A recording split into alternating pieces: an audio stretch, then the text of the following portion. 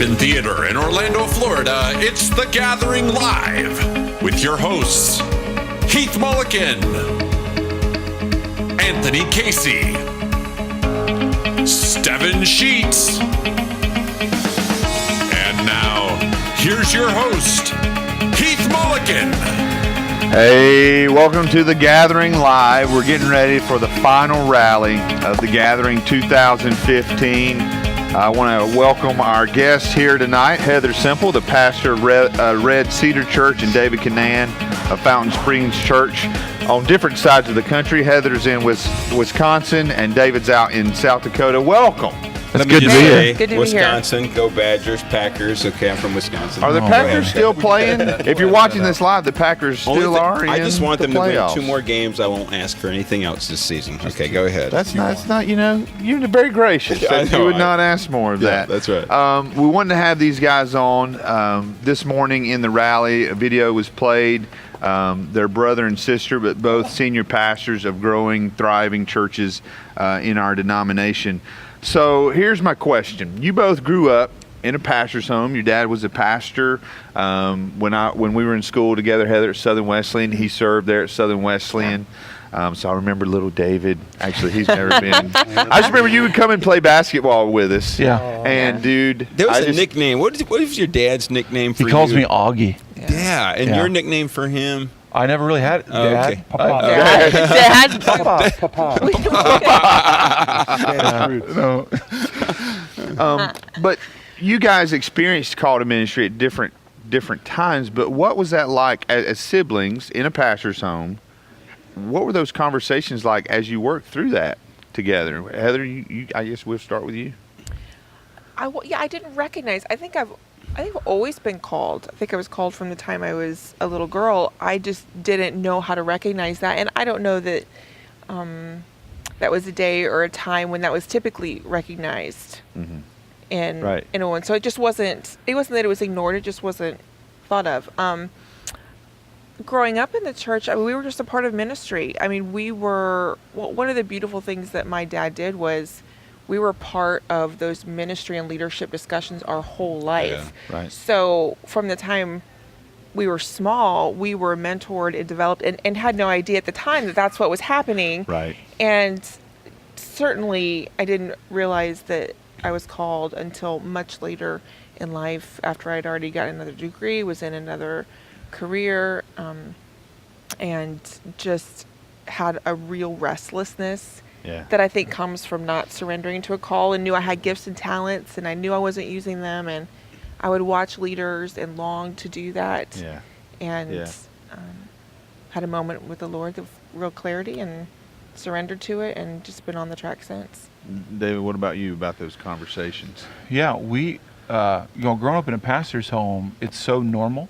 Everything around you, that's what you see and know. Yeah. So when God tells you that He's wanting you to think about that and to own that, for me, it was so normal to me that I had taken it for granted. For me, I knew I was supposed to. Mm-hmm. I knew God said do it. I just didn't want to. Yeah. And it wasn't because of ugliness that we had seen. No. It's just like, no, that's what I've seen, that's what I know. So I just didn't want to. So I got called when I was in 7th grade at church camp kind of thing. Right.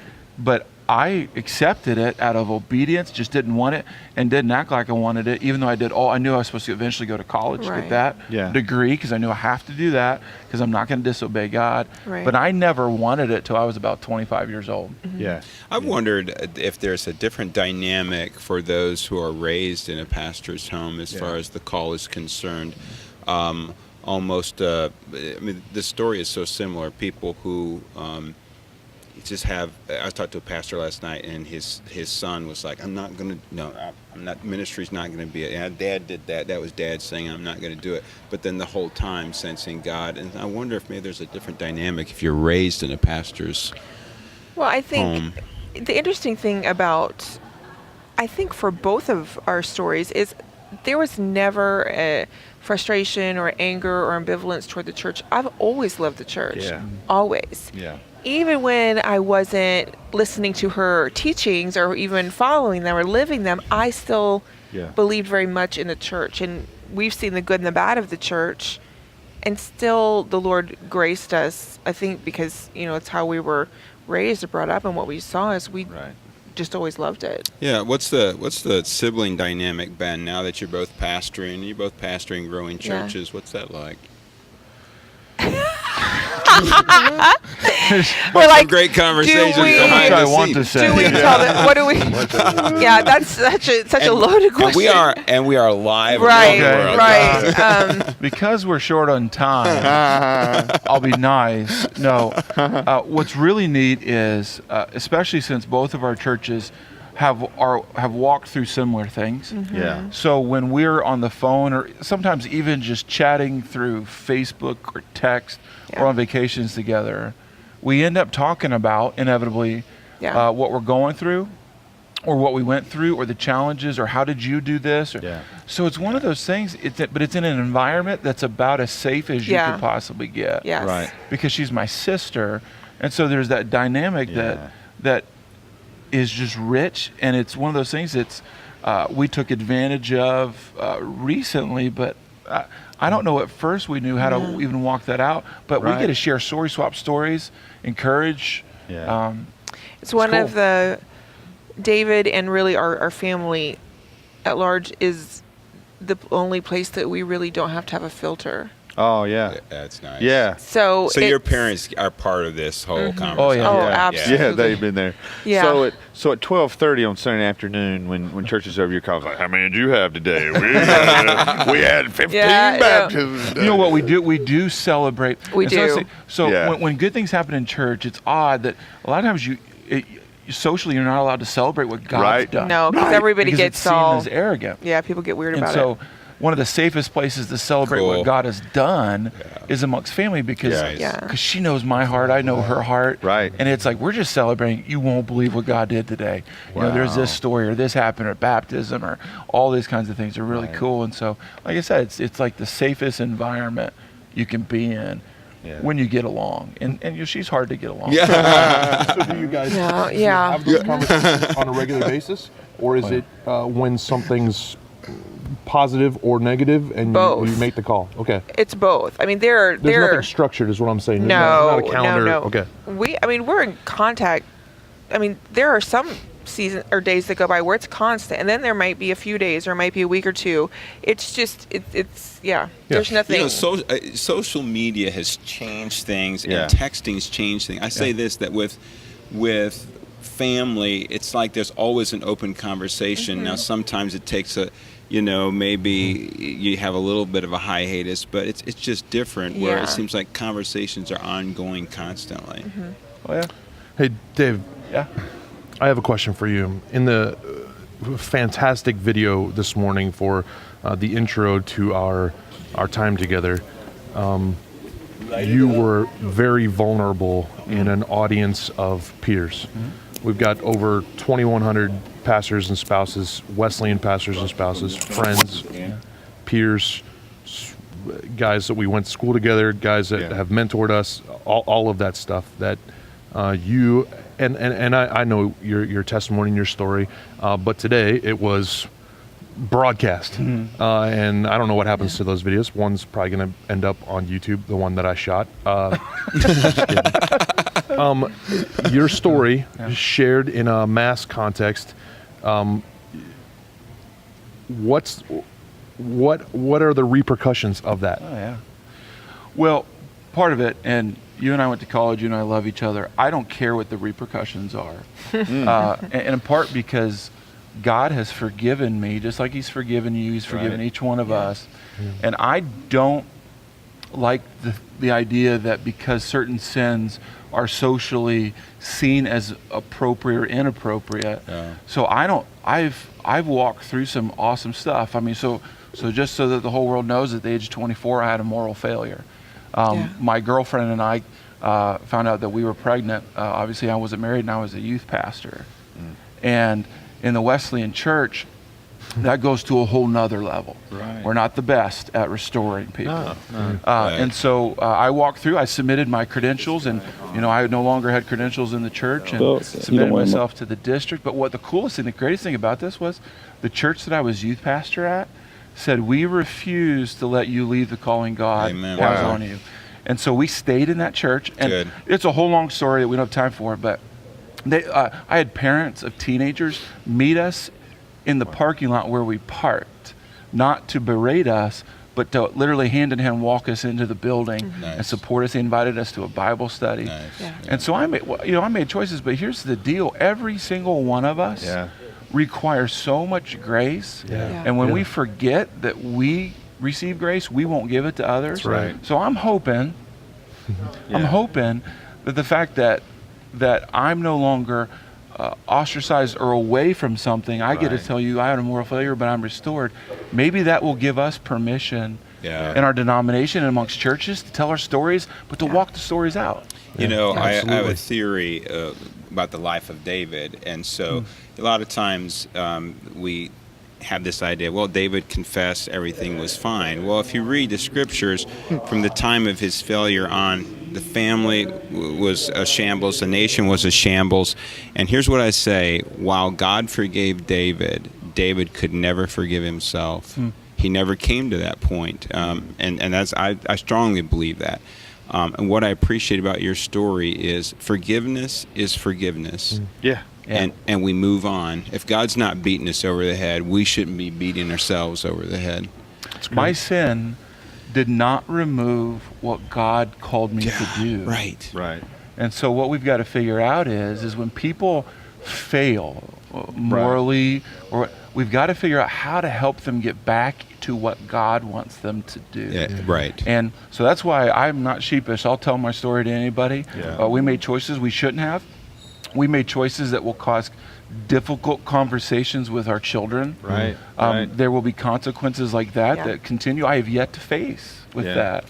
But I can go back to that church that I failed, those people that I failed. I can walk head high in those environments. Yeah. I can share that with our whole denomination because of the people in my church that said, we refuse. Yeah, And it's so what a cool. story. That's why community is such a big deal. Yeah. I don't think you can fall, and if you're left alone, if you're not grabbed a hold up, I don't think that is as good of an ending story Yeah. to it. Fantastic. And see, the great thing about that story is you feel like you failed the church, but in that instance, the church didn't fail you. Yeah, that's good. Great minds think Yeah, alike. yeah, yeah.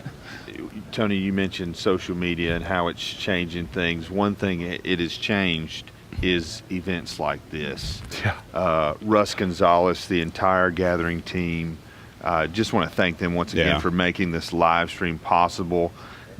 For all the time we put into the live stream, the pre-show, the post-show, there are tons of resource interviews that we have done that are going to be out there.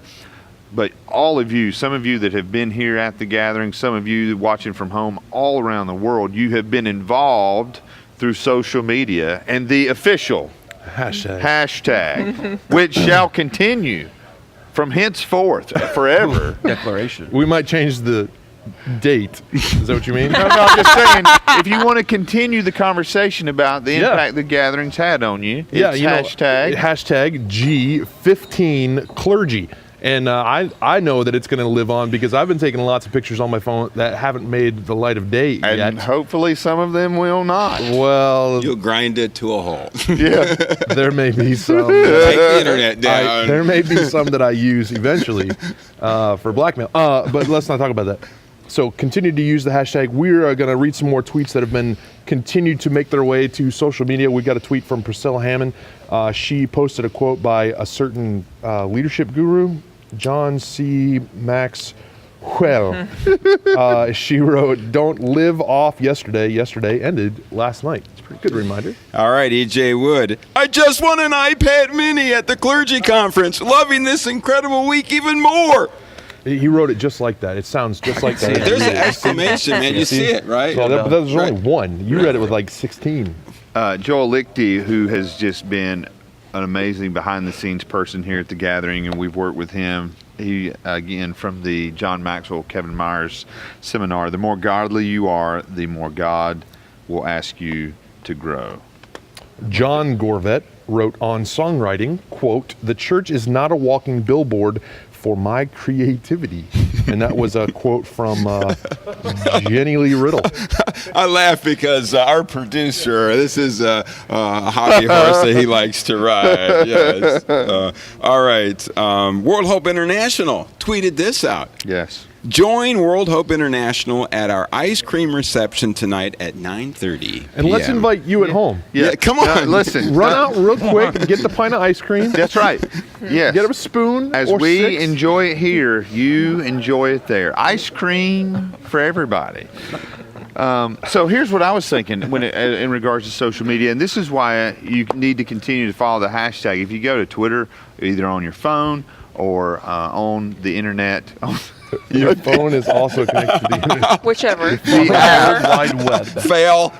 The app. Start the show over. But you can continue to search because I know I happen to know some people who work with this hashtag and with Wesleyan social media.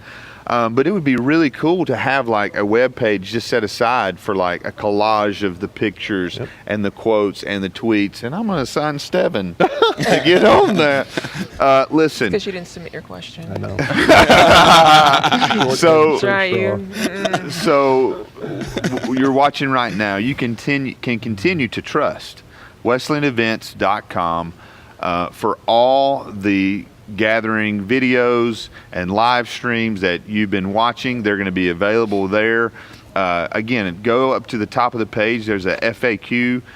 Please, there's some people there we want you to send an email to. We want them to be overwhelmed with generosity because we want this type of thing to continue. We feel like we have just done some groundbreaking stuff. We've been allowed to do that, and we want to continue at future events.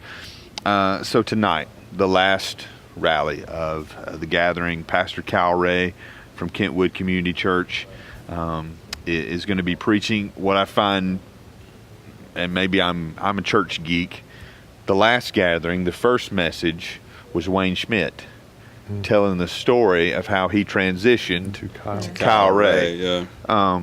So the theme tonight is made new. That's been kind of the denominational thing since this guy named Wesley, actually since this guy named Jesus started the church. I like him. He's good. Have you read his stuff? I've read some of them. Read his stuff? All the red letters. You should read the stuff they didn't even publish. There's lots of it.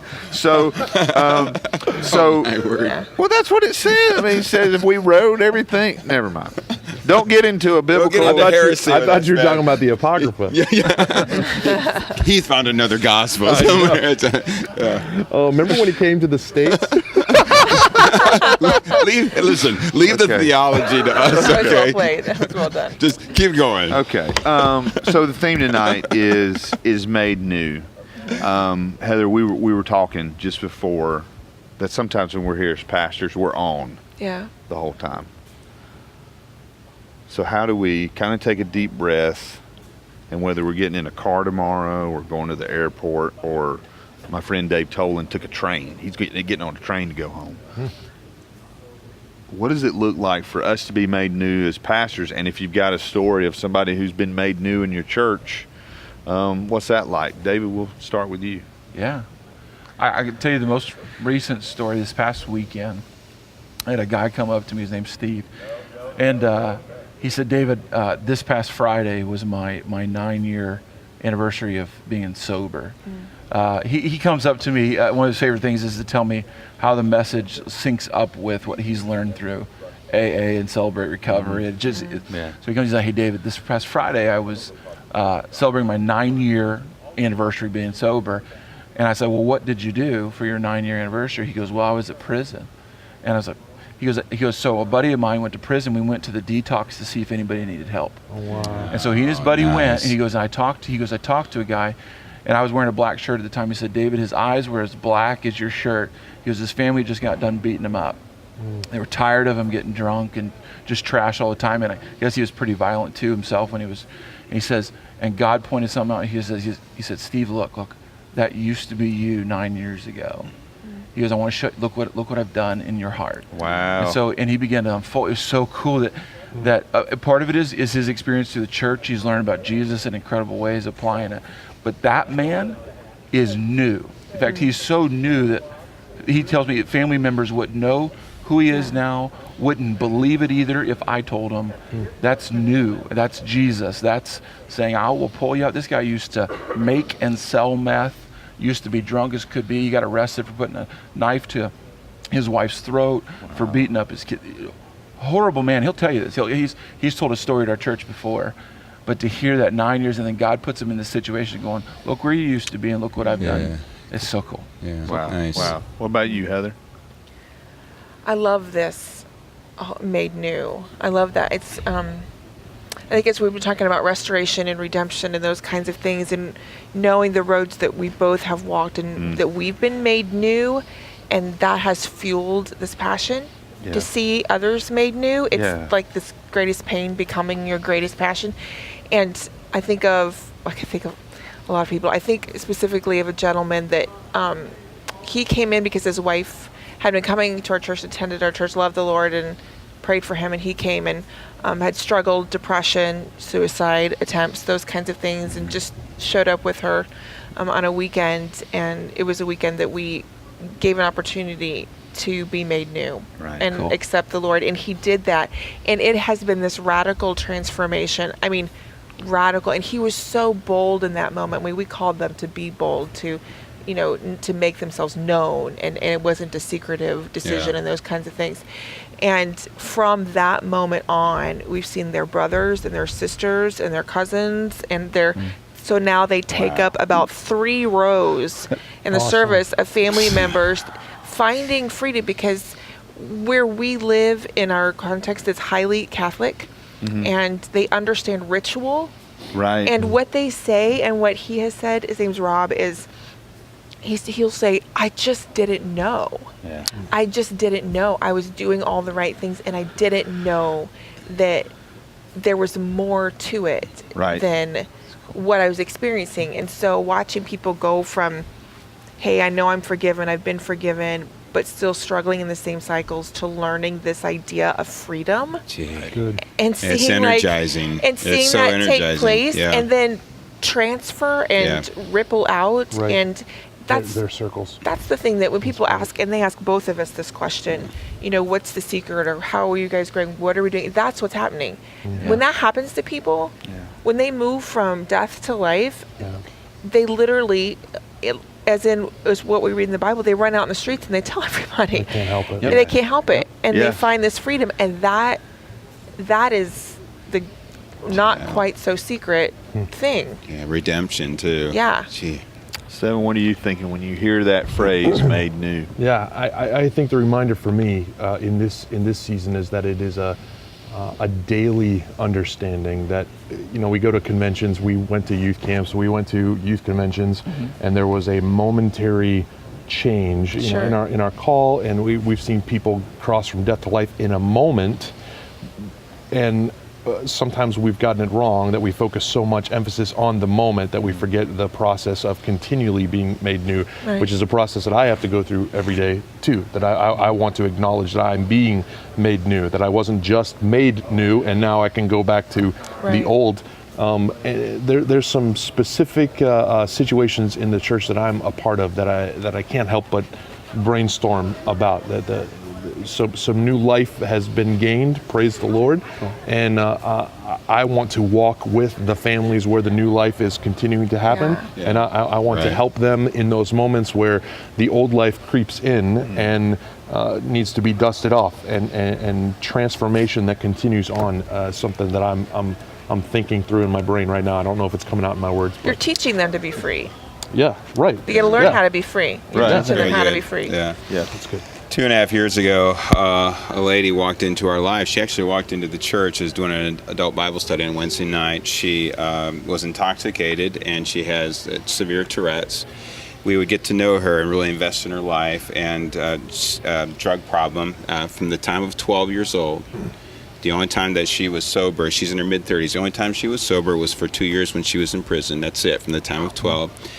She, on weekends, would go and prostitute herself to support her habit. Wow. We tracked with her for 2 years and got to where we just kept saying, we would buy things for her, food, stuff like that, but you couldn't give money. You can't do that. And we'd say, listen, when you get to rehab, we'll do anything. We'll come off the hip for rehab. Well, long story short, she got arrested and she was in jail, and she calls my wife and she says, I get it. And my wife said, you get what? I get Jesus. I get the whole thing. And we were like, this has been 2 years of disappointment. It's like, okay, good. Yes, good. Good. And I'm going to tell you what, she got it. Wow. And so she's been 6 months clean, and I was in a Bible study, and I was in Job, and I talked about my biggest takeaway from the book of Job. It's my favorite book. I've been teaching it for 20 years, and I had something brand new. I think it's in chapter 5. Job is just upset with his counselors, and he says this, I expected hesed from you. The word there is loving kindness, undeserved loving kindness. And what he's saying to his accusers there is, or his counselors, is that I even if I deserved this suffering, I expected hesed from you. And after I was done, she came up to me and she said, you and your wife gave me hesed. That's beautiful. Praise the Lord. And that's what Christ does. Yeah. Christ is in the business of redeeming lives. He didn't come to leave us in the mess we're in. He didn't come to give us fire insurance for eternity. Yeah. Eternity is now. The kingdom is now. Is here. He that's what I think. Well, that'll preach, my friend. Yeah. You should do that. You ever thought about preaching? You should do that. Let's get him a gig. Consider it a calling. For me, a verse that I have clung to these last few months is in James, where it talks about trials and tribulations come so that we would be made perfect. Yeah, buddy. Yeah, buddy. Why am I all crying this week? I'm crying not because I'm sad, but this week, even behind the scenes, when no one's around, I've been like this.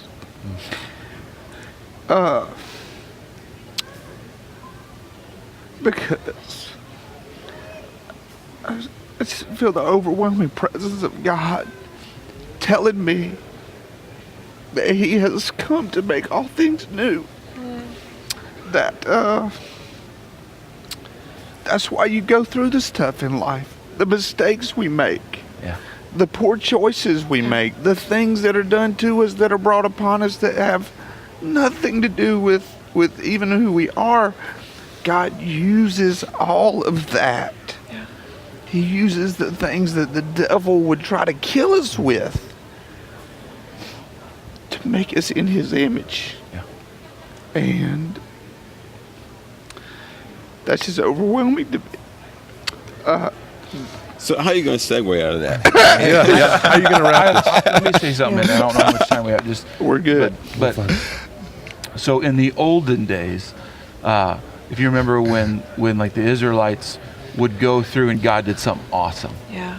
Split a sea, brought food, did incredible things. They never went beyond that moment without marking the moment, without saying, and oftentimes it's an altar. Oftentimes an altar is like, boom, let's build something and they would mark it, and then we even have our stories about that. Right. Yeah. I think we've done a poor job. I think we've relied. The Bible's awesome, okay? Yeah. But we've got people all over going, does God still do stuff? Does He still make people new? Yeah. Does He? And so I wanted to thank you guys for doing something like this that gets stories out. Right. We've got to be diligent about getting the stories of what God's doing in each of our lives, being brave enough to tell them, but also brave enough to be involved in the messiness of people's stories. Because it's messy. Yeah. It's messy. And I'm thinking we're dishonoring God when we don't allow someone to have a complete story, when we get in the way, but also when we don't tell it. Yeah. Good point. Good point. It's neat to hear. And I guess as I've been studying and kind of, so we're hiring a storyteller at our church. They're interviewing this week, and I think they might be the right person. Right. But we're going to do our best to tell a story of what God has done in someone's life or some organization's life every single week of every time we gather together as a church. Yeah, good idea. It just gives the face of hope. Yep. Man. I think a few years ago, Tony Casey had this idea, hey, let's do a podcast. And what if we could do a podcast where we were talking about theology, but we were using technology to get that word out, and that's how the Techology Show was born. And I think part of that was getting stories out. Right, it was. And it absolutely was. Who would have thought when you started that? And here's what I hope through all of this. I mean, it's been tiring. We have been chasing. Listen, we have been chasing blisters people on my feet, man. and getting interviews. But I think we're trying to honor what you said. Yeah. That forever. Like I thought about this morning. We didn't get to do a post show this morning, but we wanted to talk about the thing with Orville Butcher. Yeah. How awesome it was that they played him singing. Absolutely. They told his story and they had pictures of him up Celebrated, there. yep. Well, here's the deal. 20 years from now, We've you won't have to search through the we've archives captured the or moment. pictures. Yeah. Just Go to even when YouTube. Charlie was talking, Yeah. I thought about all the convention moments. Yeah. What if we had video of kids throwing those wristbands Did you onto see the stage? the one highlight video of the logo of Pace 86 came up on the screen, Yeah. and it was pretty pixelated. It was from an old VHS tape or worse, Betamax. Yeah. Who knows what it was from? And I'm like, oh, that something about those stories still intrigues me. There have been things in my life that I'm like, I wonder if there's any footage of that. And here we are raising a generation behind us. My kids have seen their picture on my cell phone and on Facebook more times than I've seen any of my pictures, growing up. But we still have to pull those things out. And you have archived your kid's life on Facebook. Yeah. No, I mean, literally. Right. Literally. And here we have an opportunity to do the same thing at events like this, to tell these stories.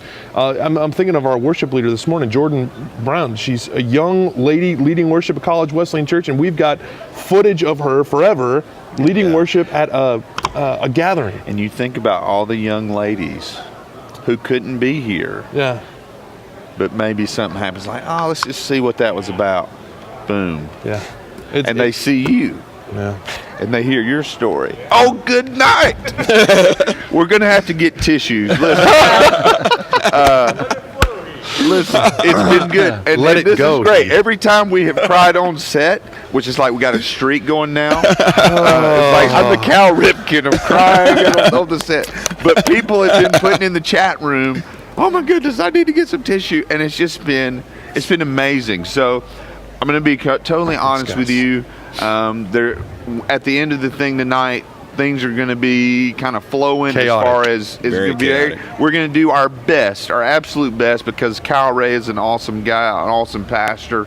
We're going to do our best to do a post show, but if not, we ask for grace. We're going to try to do a stand-up interview really quick after this service. We can't promise that, but that's what we're shooting for. That's what we're shooting for. It may just be Heath crying. Yeah. Hey, We'll close out with we got crying. plenty of B-roll of Right. but It's a montage of it. and that's and the other- listen, to wrap up, man. and listen, It's if 6:45. we talk about some of these interviews. I did an interview today that you're going to see at Wesleyan events. That it will make you cry. It gets a story. We're closing out with this one. Are we? Do we have the Siege, video? are we closing out with the tone? Oh, yeah. Oh, okay. Watch Oh, this that. is good, Let's just man. wrap it. Just let them go. We got to go. So the video you're about to see, the interview, it is just It'll a blow you away. smidgen It'll of blow what you we've away. done. So if you don't hear back from us again, for David, Heather, Steven, Tony, I'm Heath. Thank you so much. We'll see you soon. It's been a pleasure. Bye-bye.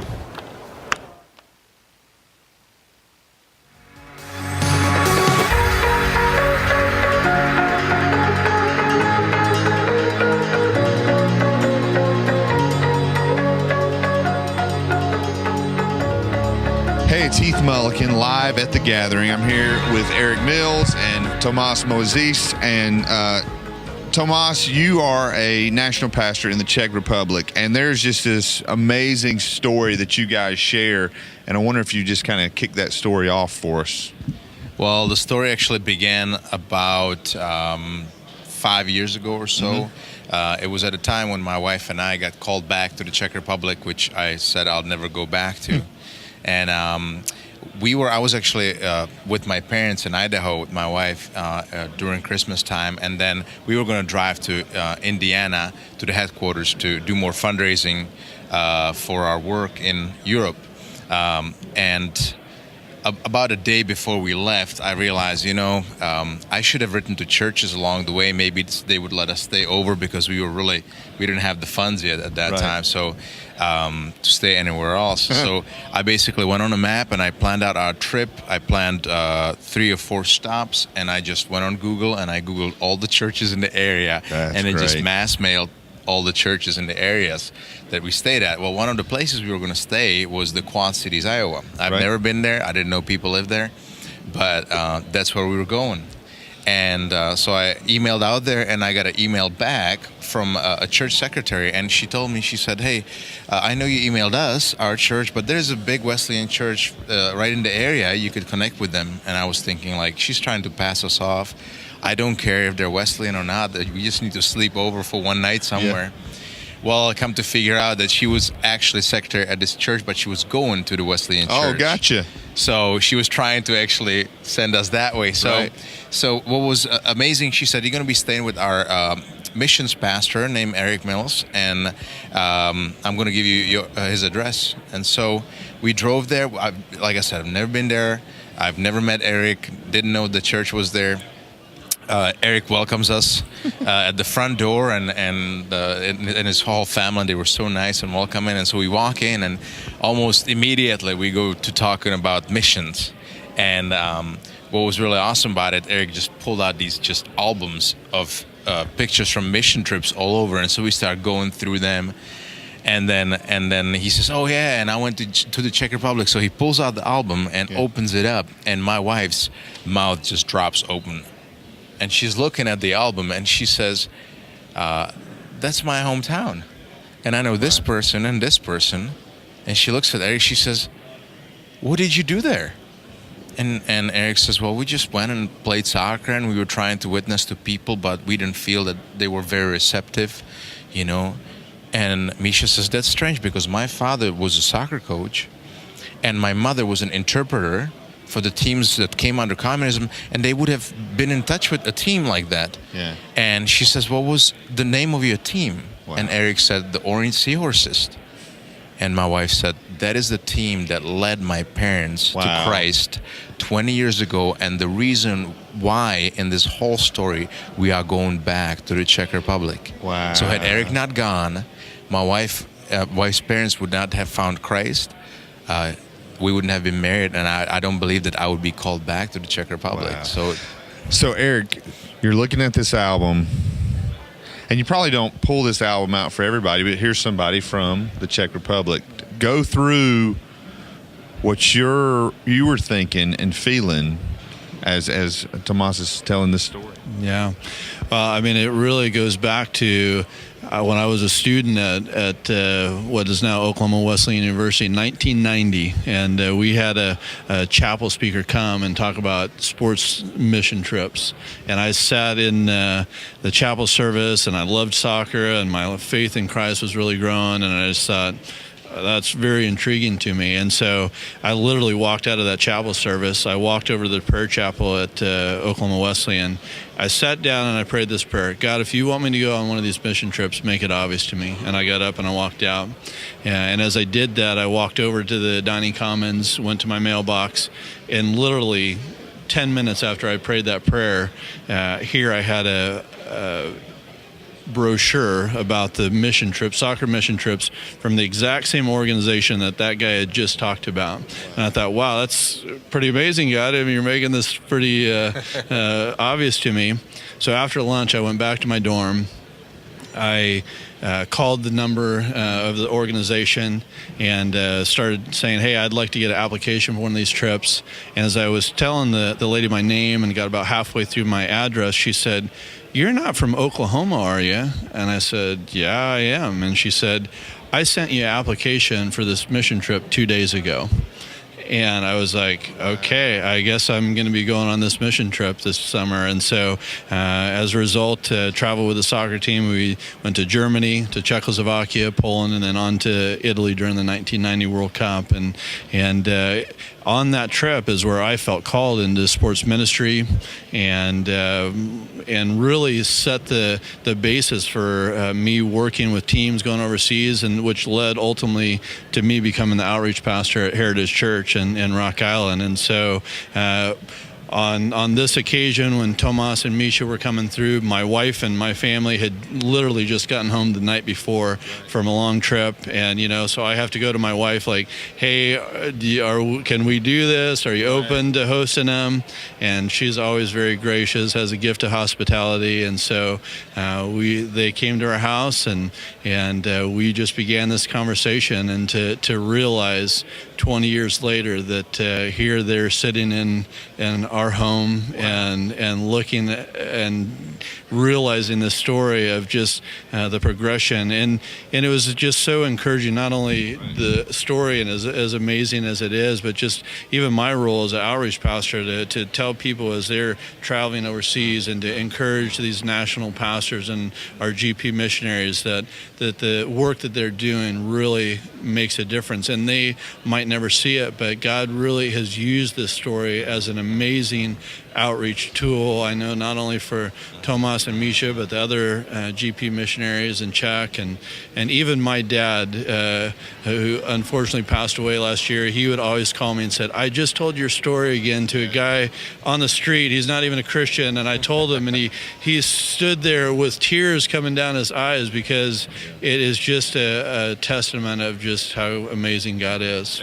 And now you even said, as Tomas is saying and his wife is sharing what happened to her family, that you guys were discouraged with the trip, that you didn't think it was very effective. Yeah, it's amazing. It's when we would go out and play soccer matches, we would typically go and take the teams out afterwards and eat dinner with them and share the gospel, and just like they continued to struggle with just a very closed communist country, very atheistic, and yet here was Misha's mother, who the Holy Spirit was just softening her heart, and literally sat in the stands as our soccer team was playing, and one of our coach's wives led her to the Lord, and so which just changed it all. It really.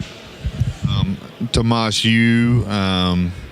we've had people watching our live stream during the gathering from all over the world. There'll be so many people watching these videos after the gathering, but going back to the Czech Republic as a national pastor, how can people pray for you guys? How can people pray that the story we just heard is just multiplied over and over again? I kind of feel like, God has these stories planned, and they're just taking place. They're coming to life. So I believe that the stories are now. Yeah. But they will come to fruition in the future. So I think the first thing that people can pray for would be our faithfulness to following God in what He's called us to, because He is the one writing the story, and we just follow the plot. And so for faithfulness, I would say pray that the people that might be hesitant about saying, hey, I don't know where I should go, what should I do? God send me, literally. And God provides the places, God provides the situations, and even the finances. For us, we were discouraged. We were trying to fundraise for quite a while, right? And we were at barely at 10-20%. And we said, God, do you really want us to go? And then out of 300 million or so people in the United States, we run into Eric and his wife, and it just encouraged us tremendously, knowing that, God, you wrote this story long before that, 20 years ago and more, and we're part of that story. So we need to trust you, because you say in your word that the story will come true. Yeah. And so pray for faithfulness on our behalf. Pray for people to come into the field, because the field in the Czech Republic, especially in the place where we're at, is just so fruitful, and there's such a harvest. And I would say pray for finances as well. That's always good. Hey, if you want to find out more about work all around the world through Global Partners, you can go to amplifyingmission.com. You can find out how to support missionaries all around the world. I've got one I would like to suggest to you, Tomas and his family. But I want to thank Eric and Tomas for sharing this wonderful story. There are thousands of these stories out there, and we're hoping to bring them all to you right here live as they happen. WesleyanEvents.com and through the Wesleyan Church. God bless, and we'll talk to you soon.